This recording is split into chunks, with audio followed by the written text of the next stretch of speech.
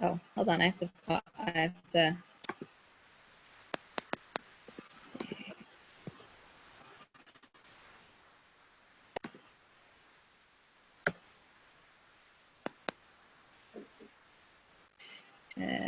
Uh-oh.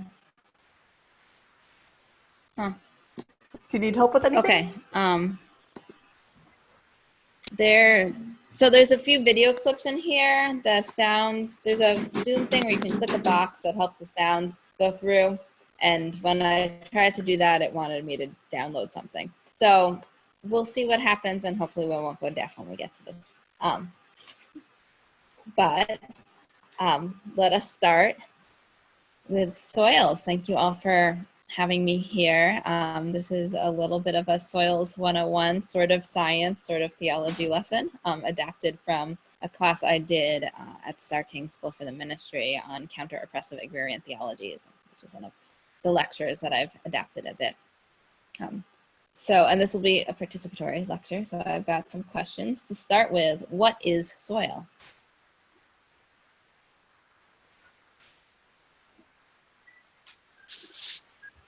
I guess this is Scott. I'm thinking of soil as a combination of rocks, organic material, and microbes. That's an excellent answer. All right, so this dictionary definition that I have is the upper layer of earth in which plants grow, a black or dark brown material, typically consisting of a mixture of organic remains, clay, and rock particles. And so the mineral components of soil, as just a moment for people to geek out if they want, are sand, silt, and clay. Sand, we all know what that is. Clay, we generally know what that is. And silt is kind of in between. So sand would be the biggest particles that let water through the most. Clay are the finest particles. And we'll talk a little bit about some of the, I guess we can talk now a little bit. So like clay has more, because it's smaller pieces, there's more surfaces for things to connect than there are in sandy soil. And ideally you want some sort of loam soil just in terms of texture and having a good balance of water being able to flow through so you don't, but also not just run through, and having the opportunity for things to bind a bit. Let's see if I can go backwards. Maybe. No. There we go. So there's also, as Scott pointed out, I think, organic matter in soil to varying percentages. And this is, we have organic matter in different stages of decomposition. The most decomposed stage is called humus, which shares the same root as the word human and the word humility. And I think those are very valuable things to think about when we think about what soil is, as something that makes us human, and also the soil as a source of humility. And as Scott also pointed out, there are lots of microorganisms, and we will revisit this a little bit, but I like to think of soil as a community. We'll get into that in a bit. So how is soil built?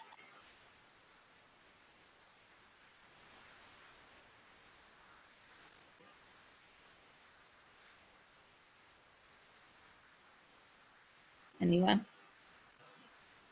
There's some clues on the screen. Breaking down organic materials and make it with your hands.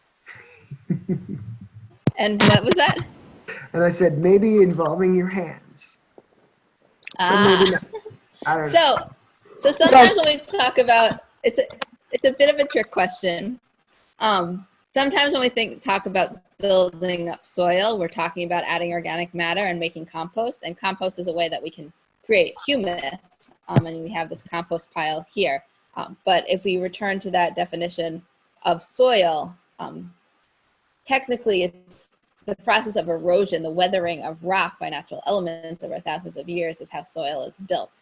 But it can be improved through the addition of organic matter.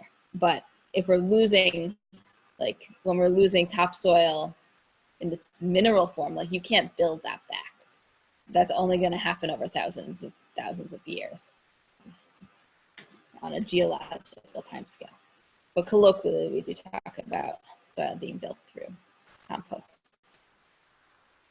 All right, more soil nerd time. So if this is an example of a soil test that you can get usually done at your local extension office, and they test for a number of different things. There's the soil pH, which is influenced by a number of things, the base rock, the primary vegetation over that area. Most plants prefer a neutral to slightly acidic soil. And so there are ways you can amend your soil to make it more of what you need it to be if you have a, but I'm not going to go into that because I don't remember the details on that. There is the amount of organic matter. I heard somebody. This soil sample here says 2.6%, which is pretty low. I think standard is like, standard good is 5 to 8%. I'm not sure, remember that from. There's the cation exchange capacity, which goes back to what I was saying about the clay having more sites on which things can bind. And the best definition I've encountered for cation exchange capacity comes from the book Farming While Black, Soul Fire Farms, Practical Guide to Liberation on the Land. And so in it, the author Leah Penniman writes, cation exchange capacity is the measure of the soil's ability to retain and supply nutrients. It is essentially the number of negatively charged binding sites on the soil that are ready to stick to the positively charged nutrients, including calcium, magnesium, potassium, ammonium, and others. The more clay and organic matter found in a soil, the higher the CEC. Soils with low CEC are more susceptible to losing nutrients through leaching. And she cites a student in one of the farming programs, Forrest Lahens, who taught us to think of CEC in terms of a hip-hop metaphor, in which most DEF is like low CEC soil that has few binding sites for nutrients because there's just one vocalist in the project, while Wu-Tang Clan is like high CEC soil that has more binding sites because there are more vocalists. CEC can be corrected through the addition of organic matter. So that hopefully helps explain cation exchange capacity.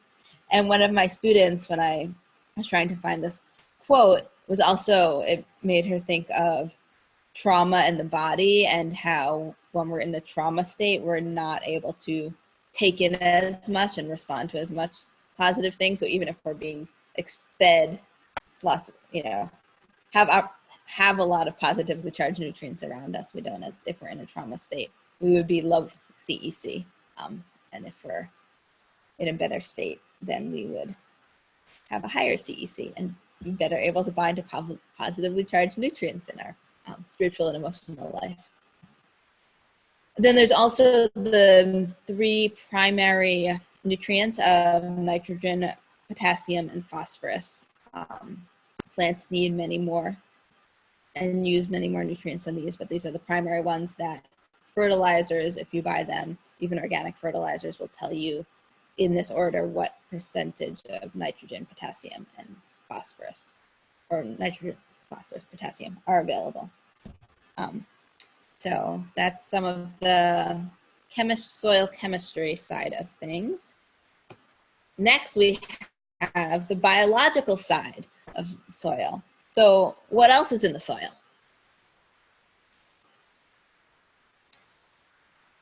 Anyone?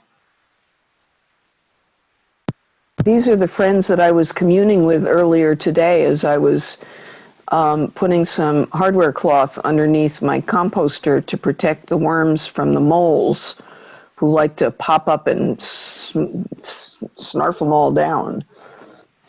So worms and all sorts of other critters actually that live in the soil.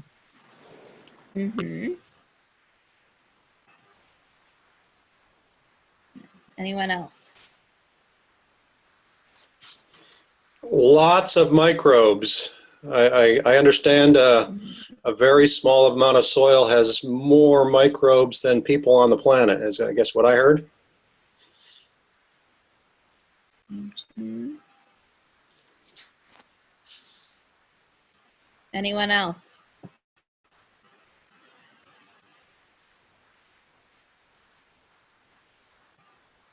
New life, What do you mean by new life?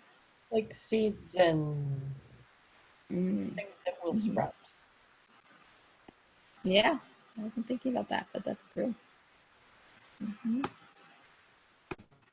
So we have mycorrhizae, so we have fungi of various sorts, including some really important ones that are building networks between different species, which could be a whole other topic of conversation.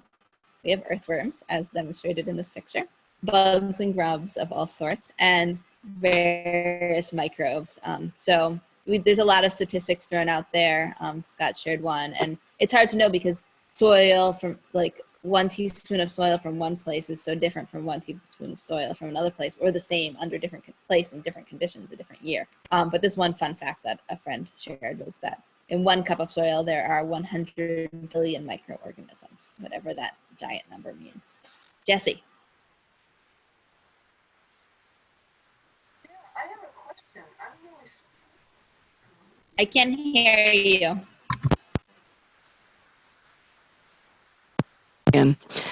Um, There. so I'm really surprised about mycorrhizae. Could you say a little bit more about that? Because I was under the impression that those take a while to kind of grow through the soil. And that's really interesting. So I'd kind of like to know more about that if you have more information. I guess, what do you mean by take a while to grow through the soil? Mycorrhizal fungal associates is that they can either be related to roots or not related to roots. And so I guess this would be the not related to roots kind. But, you know, when I start my compost pile, I mean, how long does it take to develop a mycorrhizal community? Because then I take the compost and I put it on my gardens and with all of its yummies. So I'm just surprised that they could kind of inoculate and spread within a year. That's like awesome. Well, this is already existing. This isn't like quote unquote new soil. Okay, if we got were it. to like, because we're, it's what is in the soil. If you just go out into the woods, or I mean, let's say ideally you're going where you'd actually find all of these things. You go out into the woods, you dig up a cup of soil. What is in it? These are things that are in it, not necessarily in your humus or in a dry, parched, over farmed plot of ground. For a minute. Yeah. Any other questions?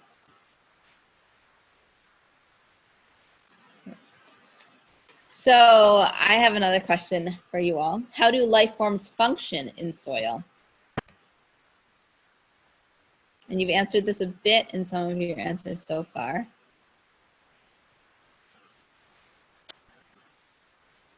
They function in community with one another.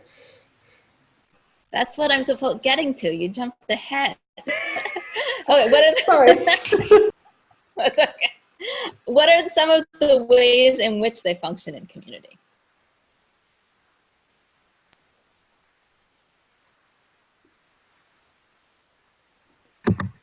Sarah, about saying something, but you thought you might jump us 2 slides ahead. I just figured I had just spoken, so someone else might want to.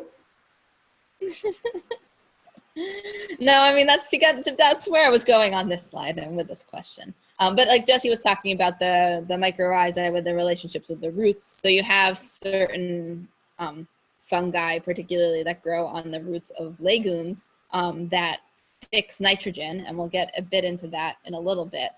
But so they're functioning to make nitrogen available in a form that can be taken up by the plants. And so they're working in partnership and relationship, and then the plants will, and I will talk more about this, but help feed those microbes and mycorrhizae. So, but yes, and so in this way, through these relationships, and the earthworms are helping break down organic matter that hasn't been fully broken down, and they're aerating the soil, and even the molds or whatever it was that Jesse's trying to protect the worms from, they're also playing a function in the system, in the soil, helping with the aeration, etc. And in an unbalanced system, they're going to be a problem, and in a balanced system, they're going to hopefully just do a positive thing. I just saw the movie The Biggest Little Farm, and they have all these big pest problems like coyotes and gophers, and then kind of realizing that like how to balance all the things. And so the coyotes end up hunting the gophers when they have to get guard dogs for the chickens to protect the chickens from the coyotes. But then once the coyotes don't go for the chickens and they go for the gophers, and so that helps protect the orchard, and just recognizing how all of these species play a part in the overall community. But today the community we're talking about is soil and plants. So what do plants need to thrive?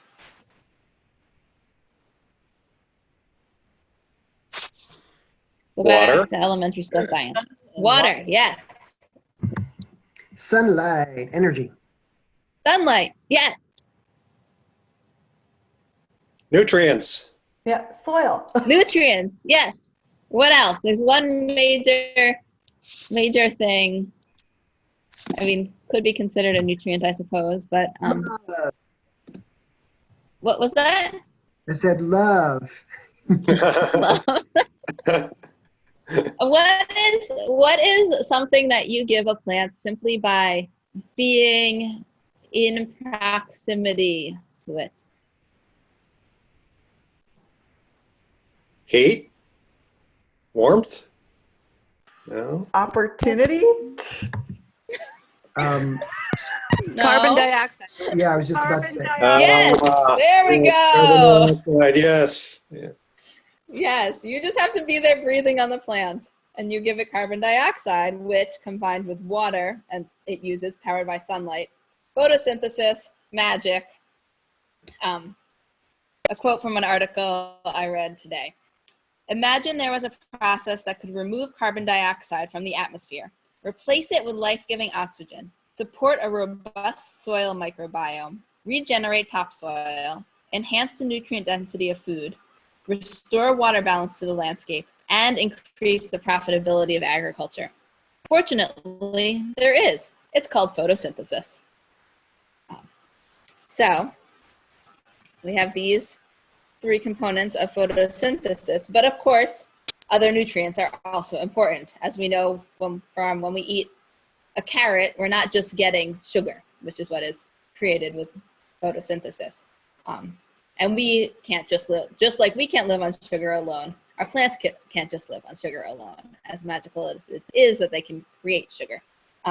So they work with the microbes. And here's another quote. In exchange for carbon, microbes in the vicinity of plant roots and microbes linked to plants via networks of beneficial fungi increase the availability of the minerals and trace elements required to maintain the health and vitality of their plant hosts. The microbes are able to break down minerals in rocks or capture nutrients from the air, and this and other ways they get nutrients into forms that the plant can take up. In exchange, the plants feed the microbes sugar. This is what happens in healthy soils, at least. This system breaks down when the plants stop needing the microbes, which can happen when we start applying fertilizer, and they don't need to depend upon these relationships. And so the plants effectively get addicted to the quick fix, and then even like if it's an annual and it's a totally new plant the next year, but we've already ruined the relationship in the soil, so the fungi and the microbes have had a negative consequence. So this new plant shows up and the community isn't there to support it. So that's why it can often take many years from farmers who have been doing things in conventional chemical ways to be able to adapt that land to growing in more sustainable ways, because you have to rebuild the whole community in the soil. And consequent to how we've been doing agriculture in the past 70 years, nutrient levels in food have actually declined significantly. So that same carrot 70 years ago was actually healthier for you, had more nutrients than the carrot now, generally speaking. But even now, you can, depending on where you get your carrot, can determine how much you're going to get out of that carrot. So. Any comments before we move back to our regularly scheduled science lesson?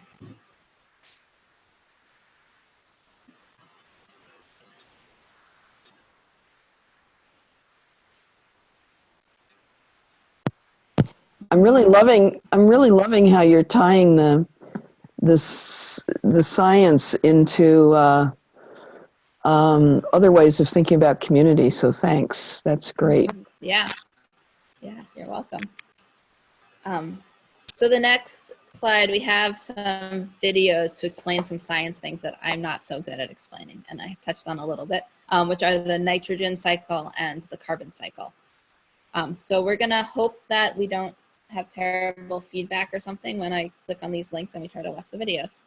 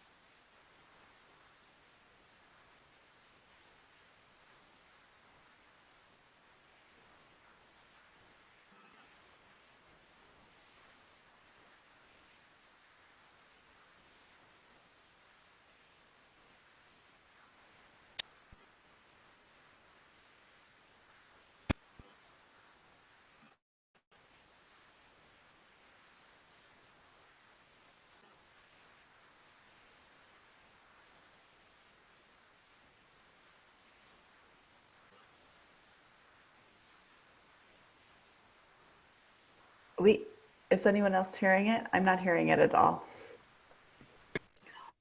Are you hearing it, Ariel? Yeah. Okay.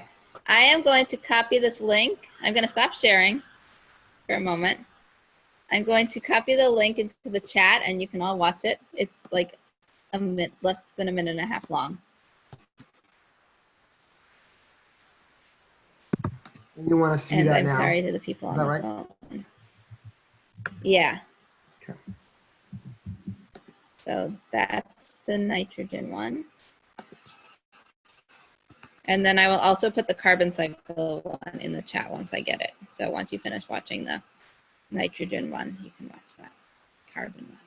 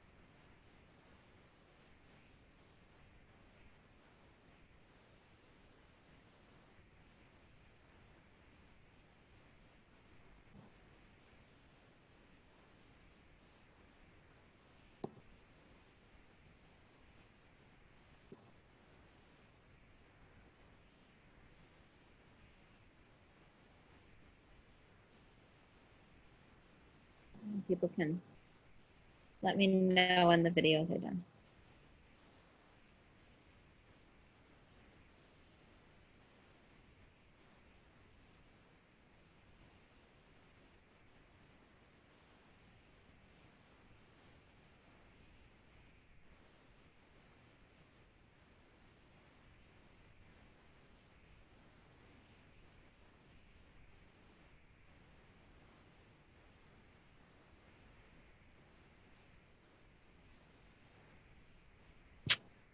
All right.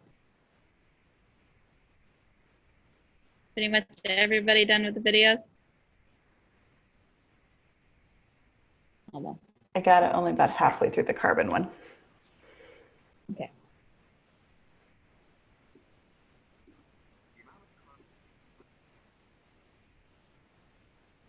Ariel, while waiting for folks to get through it, I don't think the They chat can will hear show you. up. Can you hear me? I can, but so can they.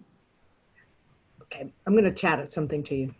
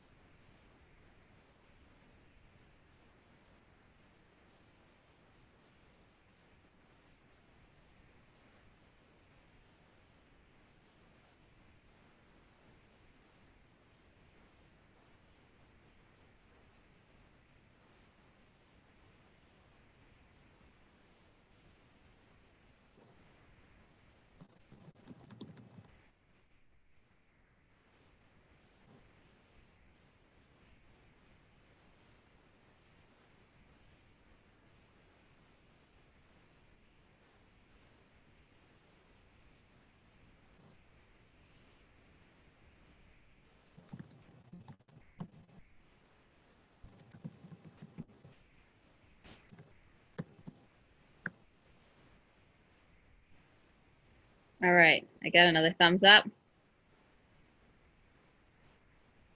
Okay, I got a head shaking. Okay, Julie's still watching.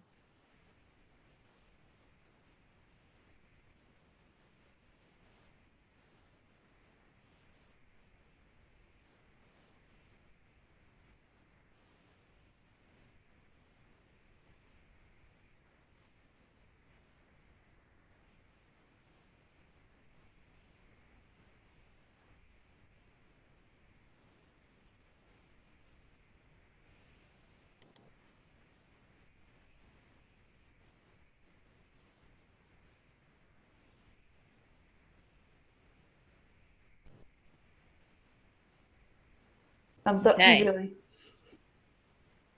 All right. So the nitrogen cycle is good to understand because I see it as emphasizing the relationship between plants and other species and focusing on that community aspect. The carbon cycle directs us to how agricultural systems can contribute to sequestering or releasing carbon, which I think Robin will be talking more about with her community carbon all eco-faith gathering next month, I believe. So that will build more off of that. So let us return to our PowerPoint.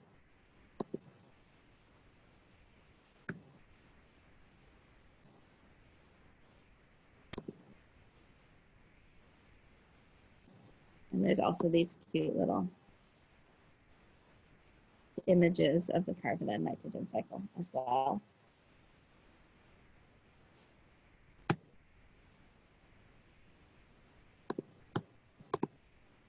All right. So how do we feed the soil and how do we feed the soil?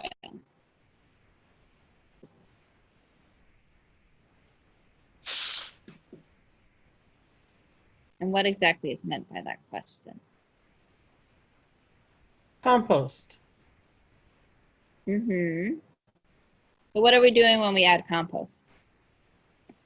Adding um, lots of different things that will help with the nutrient balance.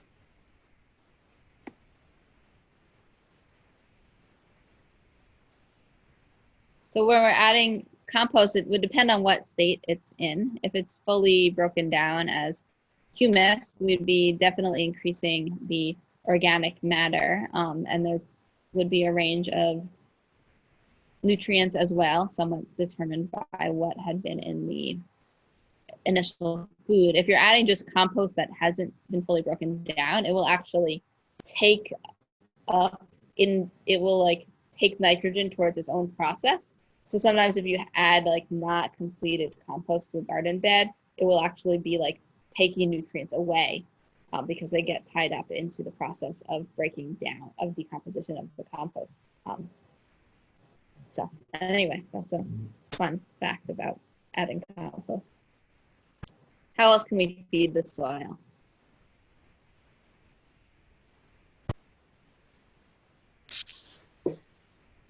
The evil bags of chemicals.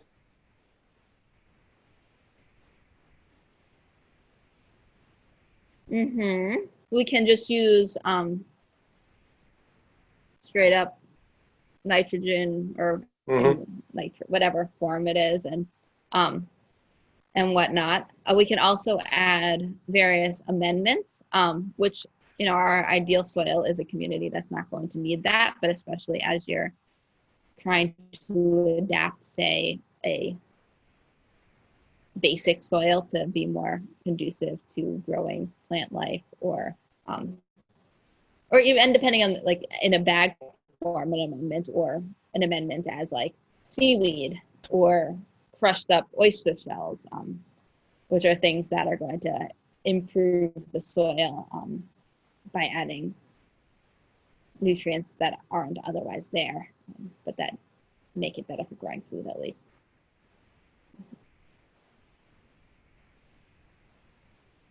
You could also plant like a cover crop or legumes to add nitrogen back in, or partner with plant friends to help your soil. Yeah, so there's ways you can amend the soil, and there's also things you can grow that will benefit the soil.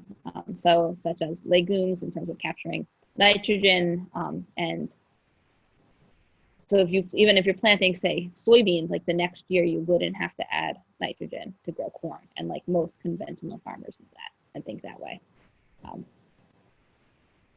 I mean, we're dreaming of a situation in which we're not monocropping soybean or corn, but the benefit of legumes is everywhere.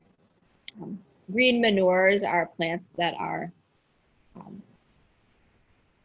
planted just for adding nitrogen to the soil, like you might add manure, but they're just grown and then mowed down and mixed in,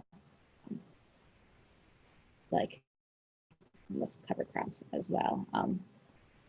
And biochar I mentioned here, which is a type of charcoal that is very porous, and so you can mix that into the soil. And as I'm thinking about it, I think it probably increases your CEC by a significant amount. It helps. It plays a role in sequestering carbon, so it can be used for carbon sequestration projects, and generally creates a more stable and diverse soil ecosystem. I don't know a lot about it, but there are some people who are quite fanatic about it. Any other thoughts on how we feed the soil and what we mean by feeding? Yes, Jesse. We have a question about biochar. I mean, I know that it's really exciting, all the current research there is on biochar, that and I know about its history down in the Amazon. But how is that different than adding, say, ashes from your wood stove? So in some ways some of the processes that are happening are going to be very similar than adding the ashes. The process of making biochar is such that I believe it it captures the carbon rather than letting it be released to the atmosphere. So in terms of like the fire process itself, the impression I'm under is that it's not releasing carbon the same way your wood stove does. And then because of that, it's like you're not, yeah, I don't know. That's about all I can say. I talked to somebody once who was making biochar and was quite excited about it. And I've read a little bit about it, but I don't have any experience. But I guess I see some of the pieces of charcoal or ash, like the big pieces from your wood stove, would be effectively biochar. All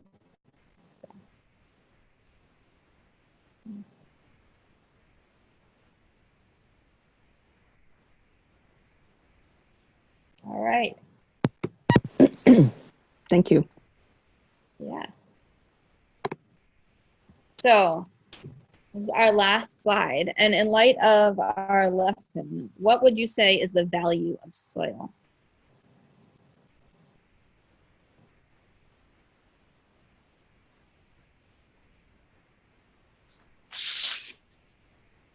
We grow food in it.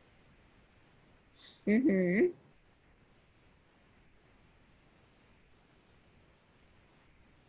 It's the foundation of the cycle of life. Mm-hmm.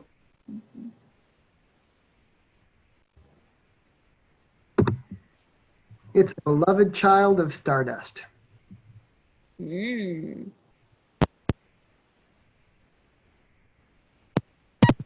It'd be pretty hard to live on rock. Atmospheric cleansing. Mur is saying atmospheric cleansing. Yeah. Yep. Yeah, it sequesters carbon, right?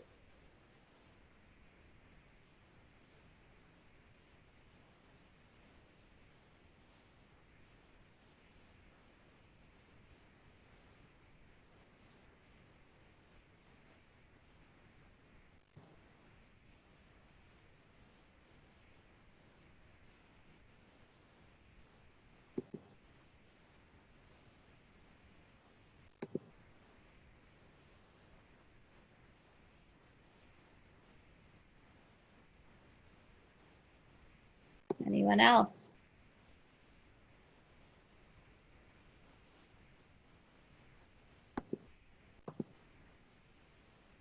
Sarah, can you read that Wendell Berry quote again? Yes, of course. The soil is the great connector of lives, the source and destination of all. It is the healer and restorer and resurrector, by which disease passes into health, age into youth, death into life. Without proper care for it, we can have no community, because without proper care for it, we can have no life.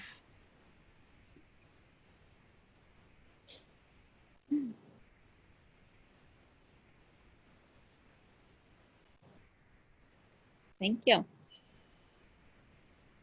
And that is the end of my presentation. It went shorter than the time allotted, but covered all my slides. So It's always good to be short. Thank you, Ariel. yeah, thank you.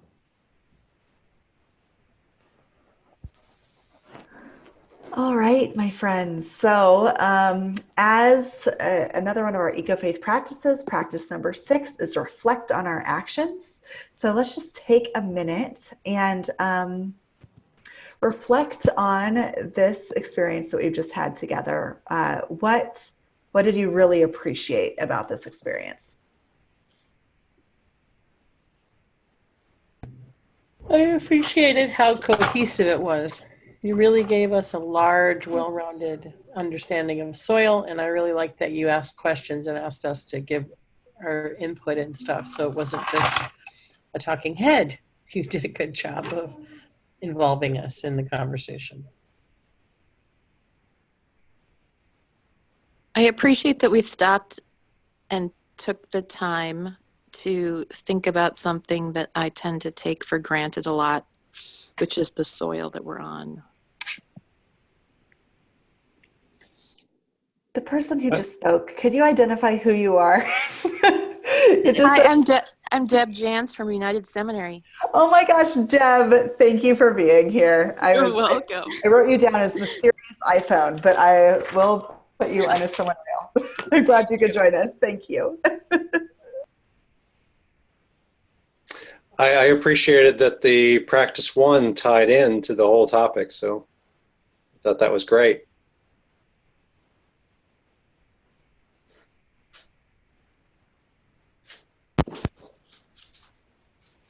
This is Carolyn, and I appreciated that it makes me think about soil differently, and even the soil in my garden differently, because I'm thinking I might not have been caring for it quite as well as I could or would.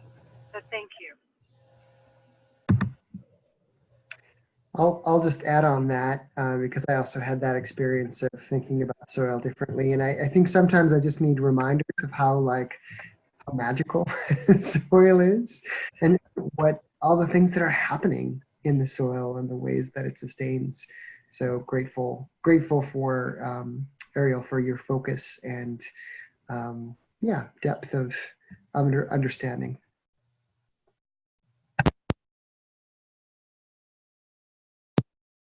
I appreciate, as I said before, I just appreciate thinking about this topic, which I have thought a lot about in terms of science. But I like the way you are drawing parallels to our own human communities as well.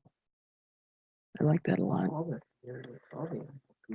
And Mur is saying all the communities, the community of all that is. She's shy.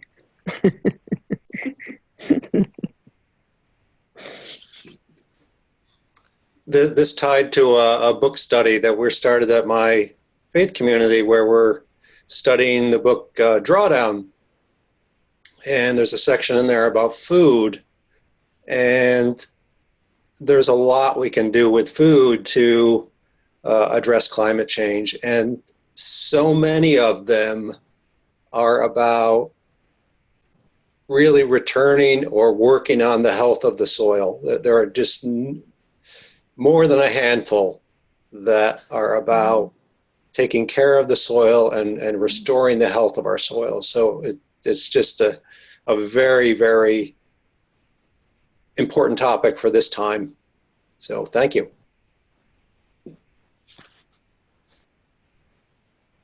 Yeah, wonderful. I think that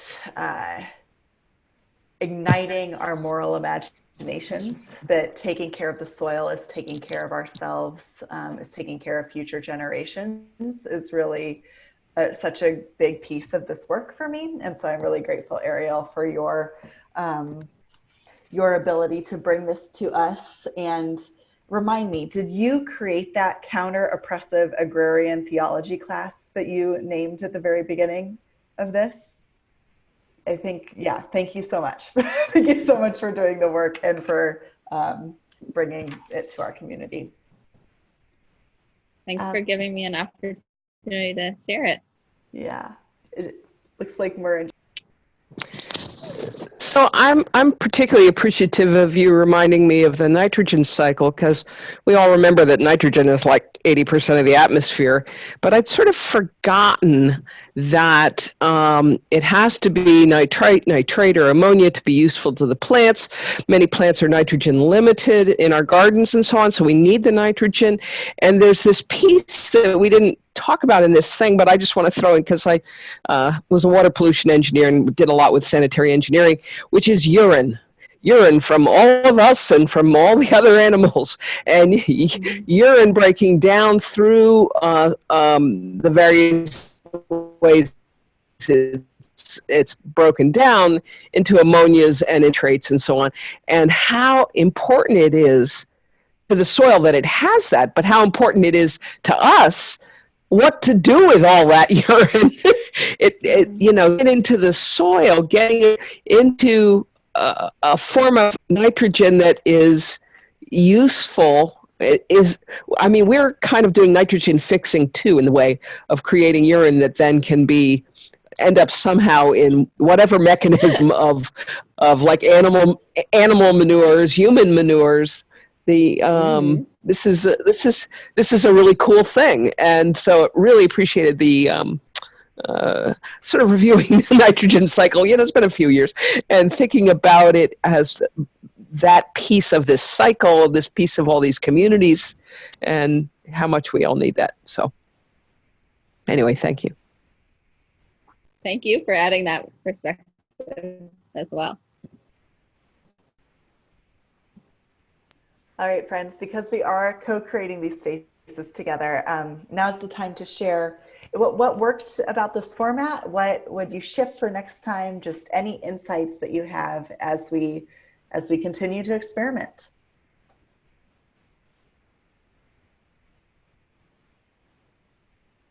It might be helpful if we have questions during the presentation. You gave a lot of time and space for us to answer, but if we have questions, to put them in the chat, because then it kind of holds a place for it, and yet it doesn't disrupt the flow of the presentation. And I could have said, feel free to ask questions whenever.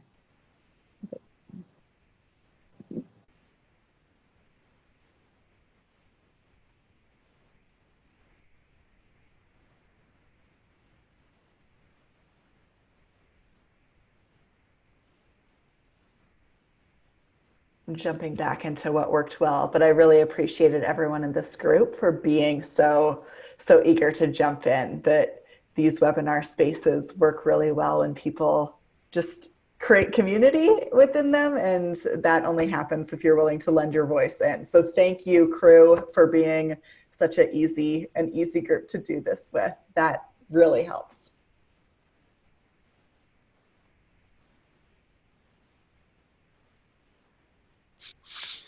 And Sarah, thank you for facilitating us in the practices. That's a core value for all of us. Thank you. You're welcome, Scott.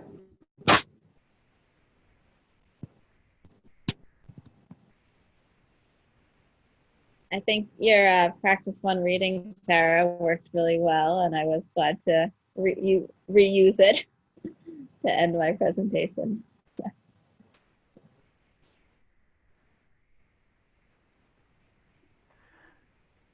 All right, my last question for you all. This is a little bit of practice 6, but also practice 7, which is always restore balance. So helping us metabolize this experience into the rest of our world. How has this meeting interacted or changed your ability to be a grounded and courageous leader for climate justice in your own context? So how do you take in this and then put it back into your context as we do the work of being spiritual leaders for climate justice? For me personally, I think this helped to ground me in my understanding of soil and climate change and the cycles that are involved in it, so that when I try to work with my community to work on a plan for fixing our flower beds and getting our compost going, and now I have more background and more knowledge to help with that discussion.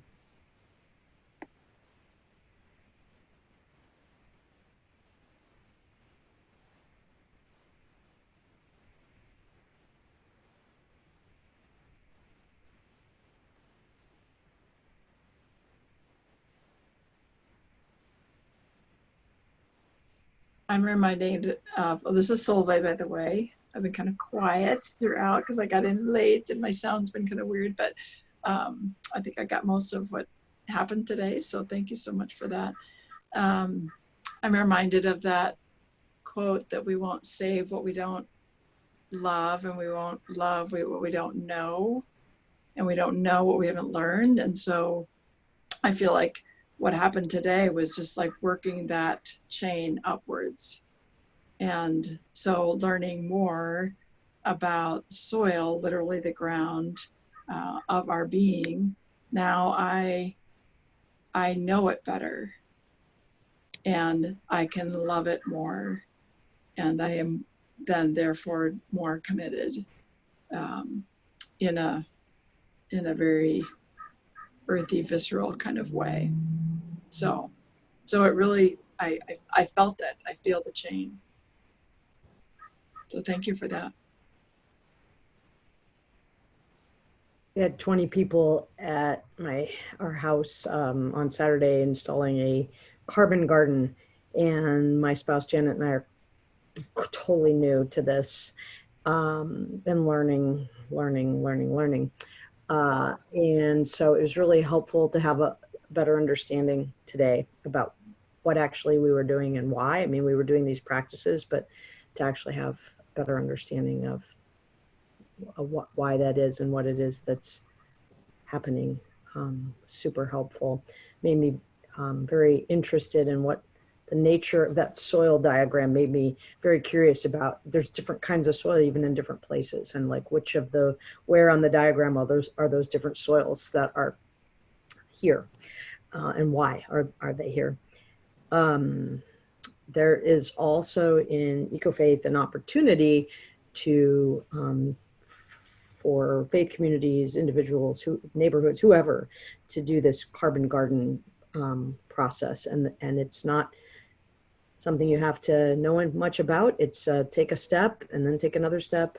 And so if you go to carbongarden.org, it tells you more about that. And there's even a sign you can print out, which is really an invitation to conversation with others. And I'm finding by having the sign, more people are talking to me and educating me about that, which is kind of cool, because usually I think you put up a sign and then you're supposed to be the expert. In this case, you put up a sign and everybody comes and tells you about things and what they're doing, which is awesome. So thanks for helping educate me on why we're doing not just the what, but the why. I'm reminded. Oh, sorry, go ahead. Oh yeah, I was just going to respond to Robin about like the kinds of soil where you are. There are, if you go to your conservation district, you should be able to get a soil map that'll tell you like the particular name, and it'll be probably like a local name of the kind of soil where you are. And you can also just take a cup of soil and put it in a jar and shake it up and let it separate out, and that'll tell you what percentage of clay, silt, and sand are in your soil. So very cool. Thank you. Thank you. And with the testing of soil that our congregation's been doing as being a part of Ecofaith's Community Carbon Initiative, we have all these retired people getting ridiculously excited every time they sample somebody. It's usually in the backyard, and they find heritage soil that somehow, even in a suburban land, usually the backyard sometimes might not have gotten disturbed. And so it's been there for thousands of years, and maybe the front got graded and the street got graded, but ours didn't have the heritage soil. But it's been kind of cool to see people getting excited like little children, like, where are we going to find the heritage soil that's been there for thousands of years and hasn't been, who's like, and they come to your yard and you're like, oh, am I going to have heritage soil in my backyard?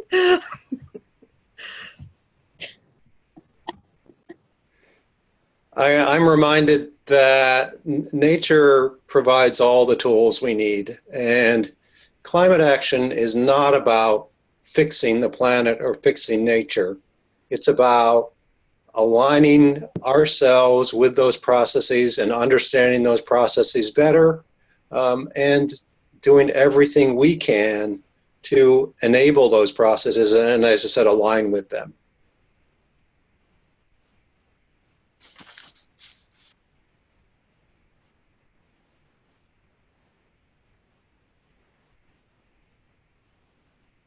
It's a wonderful word to end on. Does anyone else have anything that's on their heart?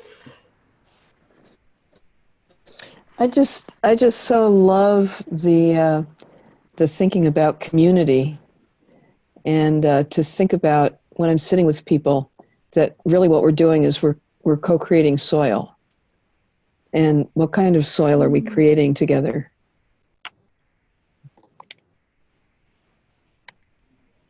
Beautiful. Yes.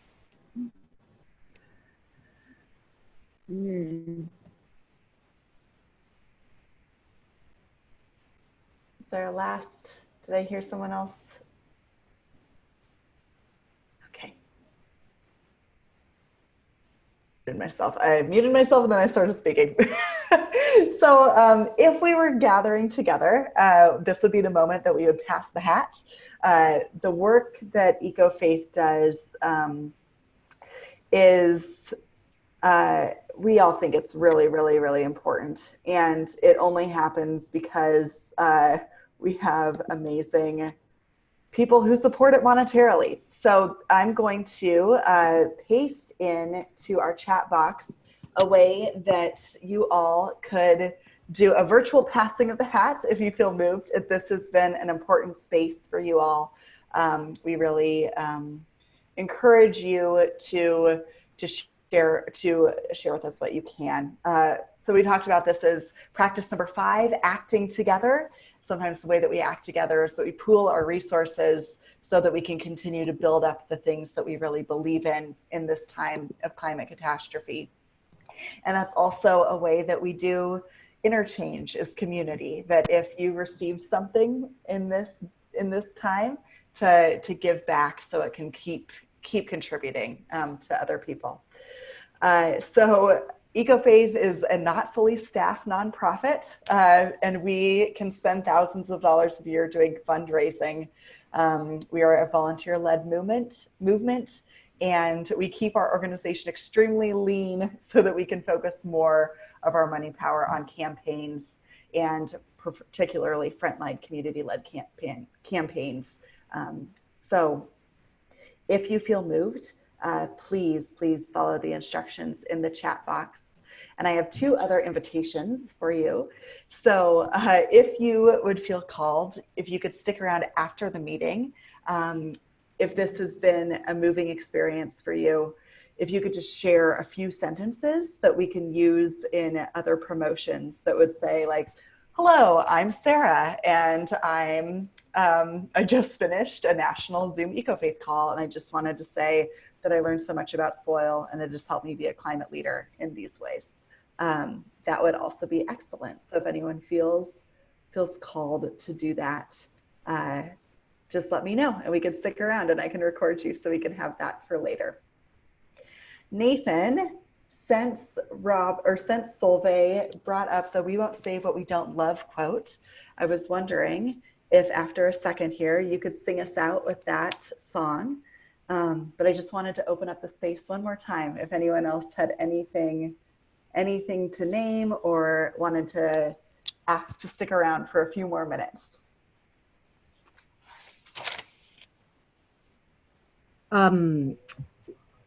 There are other opportunities coming up with EcoFaith, and we are focused in a big way on the community carbon initiative that many of us, like myself, are just learning about and partnering with the soil. And so if you're in the Metro Portland area, we're going to be having an in-person gathering on Saturday, November 16th from 9:30 to 11:45.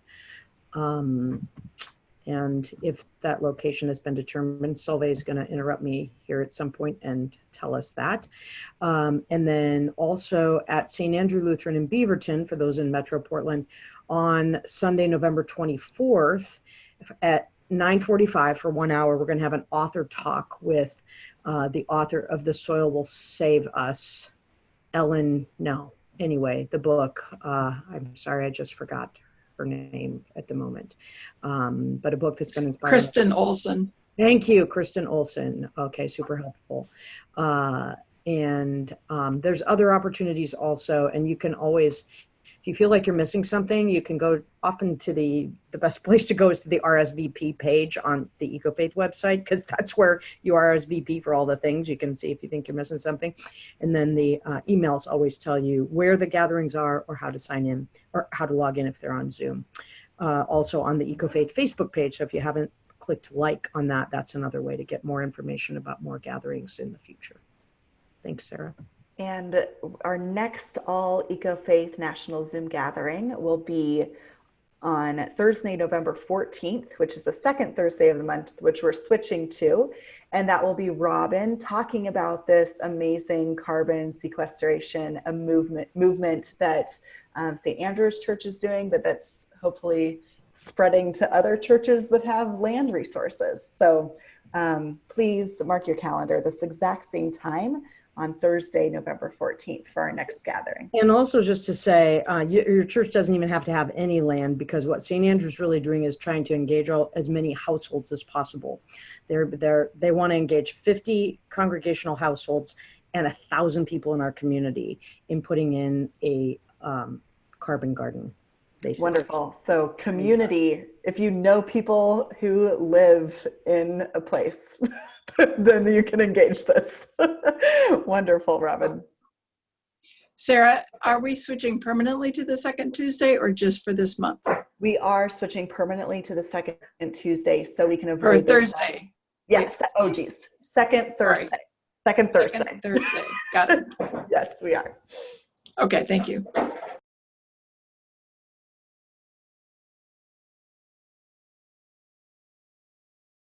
All right.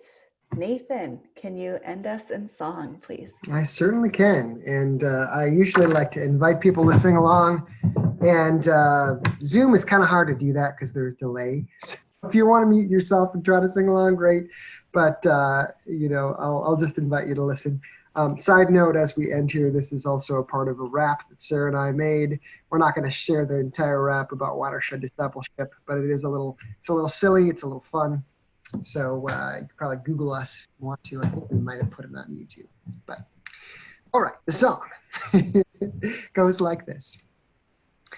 We don't save what we don't love. We don't love what we do not know. We don't know what we haven't learned. Let the questions flow. Oh, oh, let the questions flow. Oh, oh. We don't save what we don't love. We don't love what we do not know. We don't know what we haven't learned. Let the questions flow. Oh, oh, let the questions flow. Oh, oh. Thank you all.